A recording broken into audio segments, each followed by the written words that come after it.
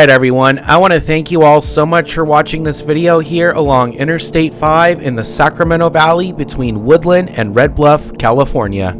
So this video is essentially the last video of a multi-part series that shows I-5 here in the Central Valley of California.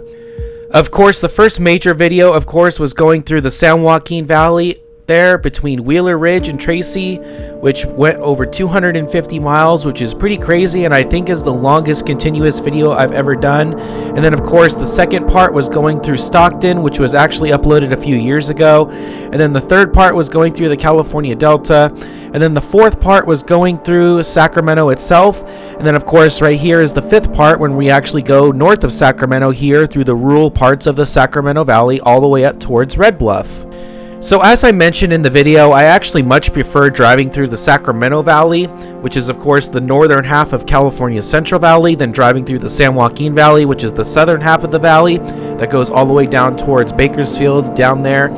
So the reason I like the Sacramento Valley a lot more is just one, it's a lot smaller. It's almost about half the size of the San Joaquin Valley. And then two, just the views are just so much better as you continue north here along Interstate 5 as you get far closer to Northern California. And then of course the mountains just get a lot more scenic too the farther north you go here in the Sacramento Valley, with the coast ranges off to our left getting taller as you head north. And then as you get even further north up there towards Redding and Red Bluff, you get a lot nicer views of the Cascade Range volcanoes up there, of course being Lassen Peak and of course Mount Shasta. And of course, you just don't really get those same views heading south. I mean, the views heading south are just mostly semi-arid to desert views. And then the only mountains that you get to see are the Tehachapi Mountains, but you only get to see those if you're about 30 miles away, if you're lucky, because just how polluted the San Joaquin Valley is compared to the Sacramento Valley. Now, the Central Valley, amazingly enough, is pretty hot here in the summertime. Believe it or not, up here towards the northern end of the Sacramento Valley, up towards Red Bluff and Redding, it gets just as hot, if not hotter, than the San Joaquin Valley, despite being about 400 miles farther north in latitude. So a lot of people actually believe that Redding is the hottest city in north of 40 degrees latitude in the entire world. Summer temperatures are often over 100 degrees and even over 105 and 110 degrees sometimes during the peak summer months. Which is kind of funny because as you head north here in the Central Valley, the climate gets a lot wetter, but the temperature sure doesn't really change that much. Of course, in the wintertime you notice a much bigger difference in precipitation, but during the summer it's pretty much the same for this entire 400-mile stretch of I-5 through the Central Valley here in California.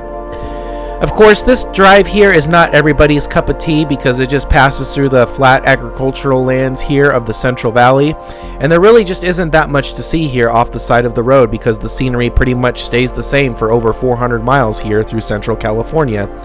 But like I said, the farther north you go, the better the views get, and then of course by the time you're north of Redding, you're completely out of the Central Valley, and essentially in the Pacific Northwest at that point as well. And since we're on the topic, let's talk about the Sacramento Valley here for a second. So everybody pretty much universally agrees where the starting point of the Sacramento Valley is, and that of course is the Sacramento-San Joaquin River Delta there near the halfway point of the Central Valley, which is of course where the San Joaquin River and the Sacramento rivers converge there and then eventually flow out towards the ocean there. So that's pretty much the universally accepted southern part of where the Sacramento Valley begins, but where the Sacramento Valley ends is not very cut and dry. So where the video ended there in Red Bluff, some people consider that the northern end of the Sacramento Valley because that's where the agricultural fields stop and the rolling hills begin, which eventually will transition into the Cascade foothills about 30 to 40 miles north from that point. Then the other definition of where the Sacramento Valley ends is actually up there just past Redding, where you actually enter the foothills of the Cascade Range and then eventually head north up into the forest there where Shasta Lake is.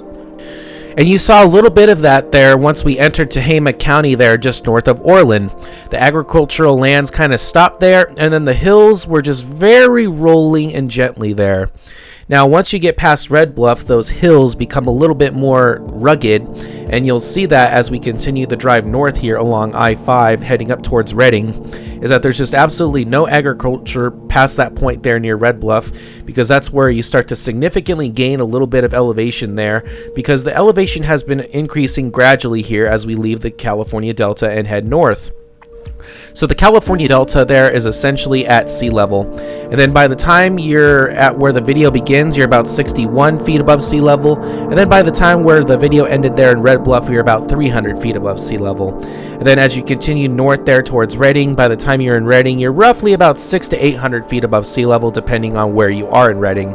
And Redding is universally accepted as the northernmost point of the Central Valley, or the Sacramento Valley here in this case, but it's a little bit more confusing than that the deeper you dive into where the actual part of the flat valley transitions there into the actual Cascade foothills, depending on what your definition of where the valley begins and ends there in the Sacramento Valley up there up north towards Red Bluff and Redding.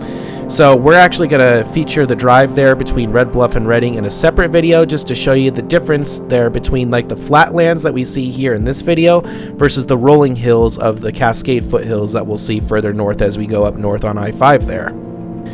So yeah, I really hope you guys enjoyed watching this video here along I-5 here in the Sacramento Valley. I know it's not the most scenic drive in the world, but I definitely hope I made it interesting here with all the facts and just statistics that I threw your way here while watching this video, because there's a lot more to see than just like pointing the camera straight here. There's a lot of scenery off to the left and the right, of course. You couldn't even see the Sutter Buttes in this video here, but they're definitely there as you drive through the Sacramento Valley if you look to the east from Williams there. And it's just a really nice experience to drive through here if you just actually take the time to look off to your left and right and just see all the geographic features that really make up this area of California. So one thing I want you guys to do for me down in the comments down below is to tell me which part of the Central Valley here in California you prefer driving through, if you prefer driving through any part of the California Central Valley, of course, that is. So do you prefer driving through the Sacramento Valley up here in the northern part of the valley, or the San Joaquin Valley down there in the southern part of the Central Valley? Just let me know down in the comments which part of the Central Valley you prefer driving through, and I'd love to read them and interact with you guys down there. Alright everyone, I just want to give a shout out to all my social media accounts that you see on the screen here, because I really am trying to grow my social media accounts beyond just here on YouTube. I would really appreciate it if you guys would check out my Instagram. I'm really trying to grow that social media platform, so I would really appreciate it if you guys would follow me on there. My username is just InterstateKyle. What's really cool about my Instagram is if I'm on a road trip, I will post on my story of where I am and what I'm doing, so it's just a really cool way for you guys to follow along with me in real time to see what I'm doing and what I'm up to. I know my videos on here can get pretty dated very quickly, so if you guys want to see what I'm doing in real time, I highly recommend checking out my Instagram, and I would really appreciate your support over there. You guys can also check out my Facebook group and my Twitter/X account. The links to all those are down in the description.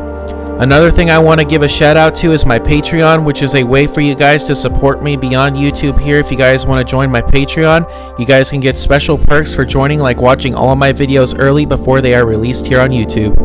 And all the money I make on there goes right back into this YouTube channel to keep producing more of these types of videos in the future. The link to my Patreon is also down in the description, so if you really want to check it out, I would really appreciate your extra support over there as well.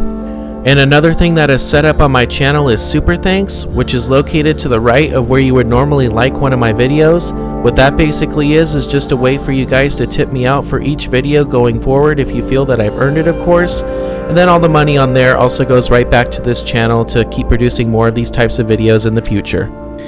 And with all that said, folks, I really hope you all enjoyed watching this video here along Interstate 5 here in the Sacramento Valley of California. I want to thank you all so much for watching this video. I hope you all have an amazing day, and take care, everyone. Thank you so much for watching. Stay tuned to the next adventure, and we will see you next time.